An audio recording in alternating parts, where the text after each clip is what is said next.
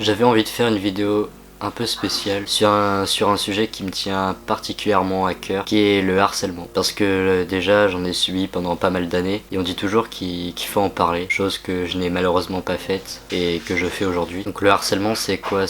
Donc il y a ce qu'on appelle les harceleurs. C'est ceux qui... C'est un groupe de personnes plus précisément, qui vont s'amuser à humilier, à faire chier gratuitement d'autres personnes parce que soit elle est pas comme elle, ou elle a pas le même physique, elle s'habille différemment, ou tout simplement parce qu'elle est pas dans leur groupe, et du coup elle se sent exclue. Et il y a les harcelés, ceux qui en sont victimes. Donc pour moi ça a commencé dès la maternelle. Je me rappelle d'un mec qui s'amusait à me faire mal physiquement, jusqu'à me faire saigner. Je me rappelle, on était en groupe, et il s'amusait à me pincer, mais très très fort, et il me faisait saigner tout simplement, et personne réagissait. Je m'en souviens, même les profs ils s'en foutaient totalement. Et je me rappelle aussi d'une fille qui avait tenté de m'étouffer dans la cour pendant la récréation sur la rebord d'une fenêtre, et pareil sous les yeux de tout le monde, mais personne n'avait réagi. Ça a continué jusqu'au collège où la 6ème a été la pire année pour moi. Je me rappelle, il y avait un groupe de filles,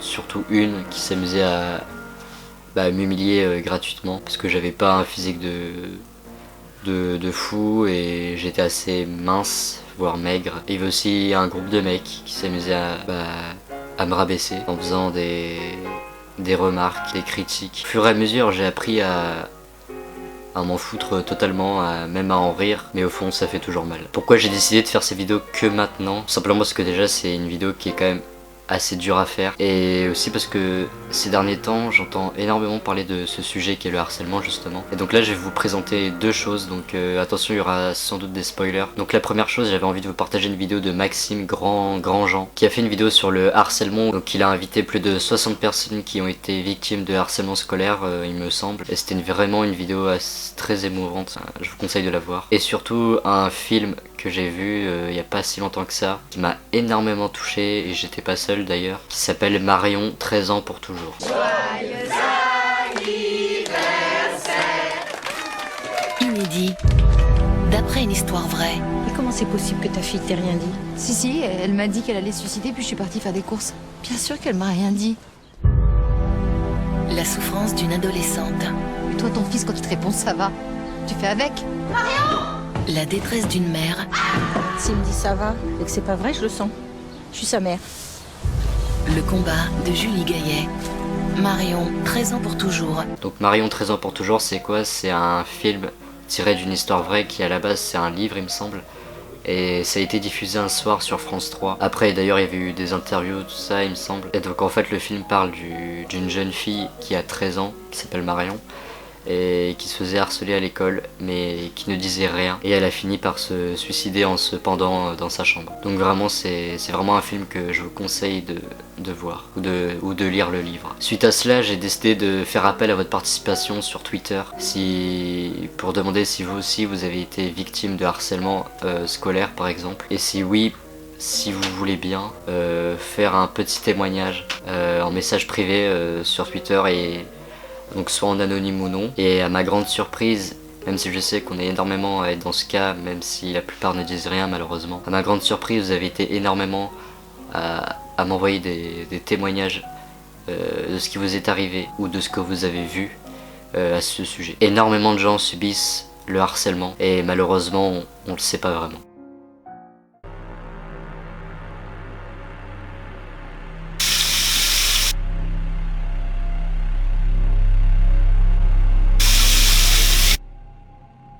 À une certaine époque, je n'étais pas très sûr de ce que j'étais, de ce que je ressentais. Du coup, j'en suis venu à penser que j'étais bisexuel, ce que j'assumais parfaitement. Jusqu'à ce que, vers la 4ème, je subisse vraiment beaucoup de railleries de la part d'autres personnes, que ce soit camarades ou même adultes, que ce soit sur internet ou en vrai. Après être sorti avec plusieurs hommes, je me suis rendu compte que mes sentiments n'étaient pas vrais, et je me suis rendu compte que j'étais hétérosexuel vers la fin de ma 3ème. Et comme par hasard, arrivé en seconde, tout allait bien, j'étais normal. J'ai eu un pote qui a maintenant 19 ans, qui a été victime de harcèlement à cause de son style vestimentaire. Heureusement, il l'a ignoré et ça ne l'a pas spécialement empêché pour la suite. J'ai aussi vu 2 amis victimes de harcèlement pendant 1 ou 2 ans, pour différentes causes débiles, surtout à cause de personnes qui en avaient ligué d'autres sur eux. Moi perso, j'en ai pas subi, ni en fait subir. Ça remonte du temps où j'arrivais au collège. Je n'étais plus avec la même classe qu'autrefois, et donc j'allais être avec un nouveau groupe. Tout nouveau, tout beau. Le seul problème, c'est qu'il y avait quelqu'un qui s'amusait bien à me faire chier de manière répétée. Et vu mon côté timide autrefois, c'est compréhensible. J'avais beau dire au prof, ça ne faisait rien du tout. Il continuait de plus belle, ça lui faisait même plaisir. La blague, c'est que ça a duré 3 ans. 3 ans alors que pourtant je n'arrêtais pas de le dire et ça ne s'arrêtait pas. À force, je ne voulais même plus aller vers la cour de récré et me cacher en attendant la fin pour finalement retourner en classe. Alors évidemment on se dit, c'est fini hein. Nope, ça a continué une année de plus, au début du lycée. Cette fois, pas par la faute des autres, mais par moi. J'étais quasiment devenu paranoïaque des autres. J'étais même en stress total à chaque fois que le travail qu'on réalisait était en groupe. Imaginez, vous n'avez plus confiance en qui que ce soit. Même s'il vous veut du bien, c'est exactement ce que j'étais. Et ensuite, la lumière. Je vis enfin l'espoir. Une lueur où enfin j'ai pu remonter après toutes ces années. Et depuis, ce fut définitivement arrêté. Ça a commencé au collège. Comme j'étais timide et renfermé, on venait me voir et on me disait des choses comme quoi j'étais moche. Au début, c'était juste agaçant. Puis comme ils ont vu que je ne réagissais pas, ils ont intensifié leurs paroles de moche. J'étais désigné en tant que conne, bête, Rémi sans amis, et autres vulgarisations plus graves que j'ai pas envie de citer. On m'a même dit d'aller me suicider parmi celles-là. M'éloigner de tout car si quelqu'un était venu avec moi, c'était fini de sa tranquillité. J'ai même été enfermé dans la cartablerie, et quand je suis finalement sorti de là, j'ai bien sûr poussé les portes en même temps qu'elles s'ouvraient par 2 filles qui m'ont pris par les cheveux et envoyé valdinguer. Elles ont compris grâce à la CPE que j'ai eu peur, mais ne se sont pas excusées. Et rebelote, quelques semaines plus tard, car j'ai osé me défendre pour reprendre mon bonnet au lycée, la CPE n'est pas intervenue de suite cette fois. Ça s'est pas arrangé car j'étais de plus en plus renfermé à cause de cet harcèlement pendant 4 ans. Et vu que j'étais différente, ils me sont tombés dessus, 3 ans en plus. Et plus j'allais me réfugier au CDI, plus je m'isolais, et plus il était facile pour redevenir. Cercle vicieux. Puis en BTS, 2 ans, mes camarades me considéraient comme un boulet qui n'a pas Facebook, qui est asocial, toujours plongé dans les livres. Ils ne m'ont pas épargné niveau insultes, humiliation. Ils me prouvaient régulièrement que je n'étais pas assez rapide, que je les retardais, etc. Journalière. 9 ans de harcèlement qui continuent de me marquer. Je sautais des moments vraiment horribles, car je n'ai pas envie de m'en souvenir. Encore maintenant, je m'excuse tout le temps, même quand je n'ai rien fait. Je me méfie de tout, etc. Je suis en seconde, et les 3/4 de ma classe sont des gars. Des sports-études en plus, qu'est-ce que je pourrais te dire? C'est vrai, tu me connais pas. Moi je te connais seulement à travers un écran.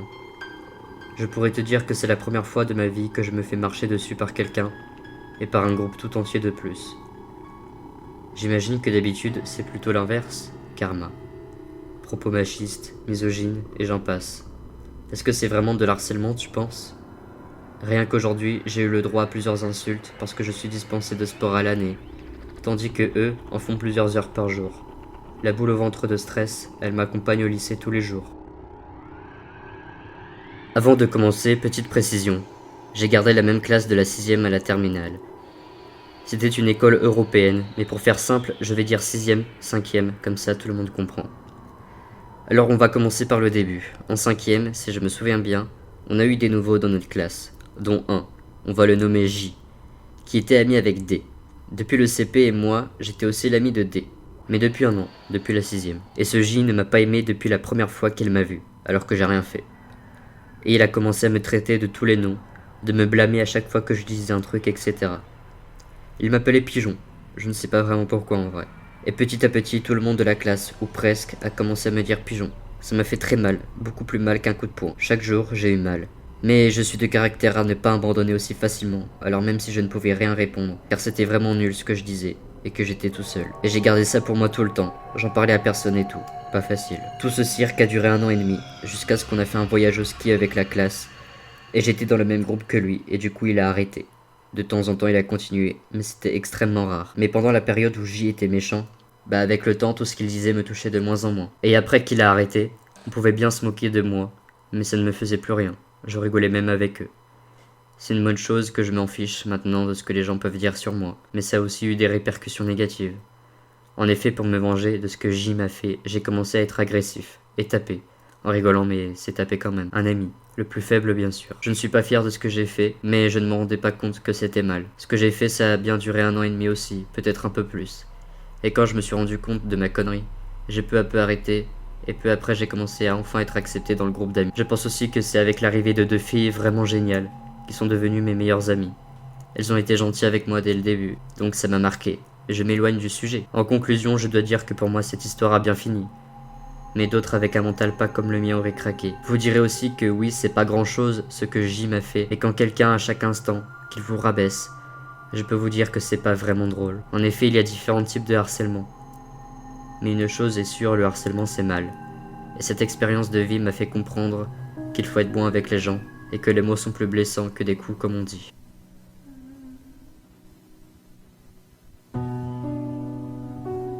En ce qui concerne le harcèlement, j'ai longtemps été victime.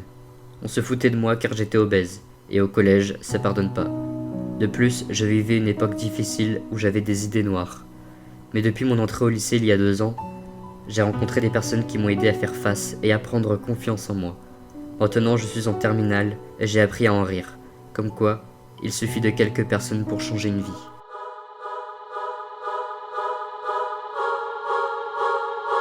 Je me présente, jeune femme de 19 ans, étudiante, optimiste et très créative. Pourtant, ça n'a pas toujours été comme ça. Parce qu'il y a un temps, pas si lointain que ça, où j'étais dépressive. J'ai été harcelée scolairement du CE1 à la 6e. Tout a commencé à la fin de mon année de CP. J'ai déménagé et donc j'ai changé d'école. Je suis arrivé en CE1 sans connaître personne, là où eux se connaissaient tous. J'ai tout de suite été mise à l'écart. Je passais mes récréations assise contre un mur à lire des bouquins. Pendant 2-3 mois, on m'a foutu la paix. Personne ne me parlait. Sauf que j'étais une tête de classe à l'époque. Et donc dans l'esprit de ces abrutis, quand tu as un minimum de connaissances, tu es une salope, connasse, et autres jolis mots dans le genre qu'on a pu me lancer au visage. CE2. Ils prennent confiance en eux. C'est le début des crachats à mes pieds, des jets de billes à la tête. J'ai toujours été assez distante des gens. Un psy, que je voyais déjà en ce moment-là, avait même des doutes sur le fait que je sois autiste. Ce qui n'était pas le cas. J'aimais juste pas me mêler aux autres. Et bah, ça ne s'est pas arrangé. La seule chose qui me permettait de tenir, c'était les cours. J'avais une prof géniale et j'adorais apprendre. Sauf que ça les énervait, eux, quelqu'un qui aime l'école. On a commencé à écrire des insultes sur ma table, à me jeter des bouts de gomme, à écrire sur mes cahiers. C'est à cette époque que j'ai commencé à me réfugier dans l'écriture pour les fuir, eux. CM1, on a eu un nouveau garçon dans la classe. Il a subi le même sort que moi, alors on s'est rapprochés assez naturellement. Si moi j'étais devenu insensible aux insultes, lui avait du mal à les encaisser. En plus, il n'était pas typé européen, et donc les insultes racistes allaient bon train. On s'est soutenus mutuellement, toute l'année, et c'est devenu un rempart assez important pour moi. Sauf qu'il en pouvait tellement plus que dès la fin de l'année, il a changé d'établissement. CM2, putain j'aurais dû le suivre, vraiment. Maintenant que j'étais de nouveau seul, j'étais une proie facile. Et le pire, c'est que je le savais. C'est là que j'ai commencé à déprimer et à développer de l'anxiété. La perte de mon ami m'a totalement détruite. Pour tout dire, j'ai été incapable de remonter la pente. Alors je me suis renfermé sur moi-même. J'ai commencé à écrire des textes très sombres et à devenir agressif vis-à-vis des personnes de mon établissement. 6e, j'ai la malchance d'être dans un petit village. J'ai retrouvé les mêmes connards au collège. Quelle joie, j'ai adoré ce changement d'établissement. La magnifique époque où les mecs découvrent qu'ils ont des couilles et décident de se lancer des défis. L'un d'eux, c'était de m'embrasser et de m'humilier publiquement. Il l'a fait. Sauf ce qu'il n'avait pas prévu, c'était ma réaction. Je suis entré dans une colère noire. Mon pied est parti tout seul, et à l'heure qu'il était à terre, je me suis défoulé. Il y a eu un long silence. Lui était en train de chialer à terre. Je sais que c'est mal, mais moi je me suis jamais senti aussi bien qu'à ce moment-là. Je lui ai pété le nez d'ailleurs. Maintenant que je savais que j'avais le courage de me défendre, j'ai remonté la pente. J'étais toujours fermé à tout contact, on me l'a même reproché. Mais les gens me foutaient la paix. Je n'étais plus une proie intéressante maintenant que je savais répliquer. Le psy a diagnostiqué la fin de ma dépression en début de seconde. Dès lors, j'ai décidé que j'allais envoyer le monde entier se faire foutre. J'ai repris les rênes de ma vie et j'ai fini par devenir celle que je suis aujourd'hui. Si vous êtes harcelé, ne vous inquiétez pas. Tenez le coup, l'orage finit toujours par passer. Trouvez une activité que vous aimez, créative, pour laisser parler votre haine. Et ne baissez jamais les bras. J'ai pensé au suicide une fois, Mais quand j'ai vu tout le mal que ça aurait fait à ma famille, j'ai renoncé. Des gens vous aiment, parfois là où vous l'attendez le moins. Tournez-vous vers les réseaux sociaux, vers votre famille, peu importe, tant que vous savez que quelqu'un vous aidera. Et si vous êtes harceleur, j'espère de tout mon cœur que vous aurez assez de matière grise pour vous rendre compte que ce que vous faites détruit les gens. Et que la mort d'une personne vous l'avez toujours sur la conscience. Il faudra vivre avec. Seriez-vous capable de vous regarder dans un miroir après avoir provoqué le suicide de quelqu'un? Réveillez-vous, réfléchissez.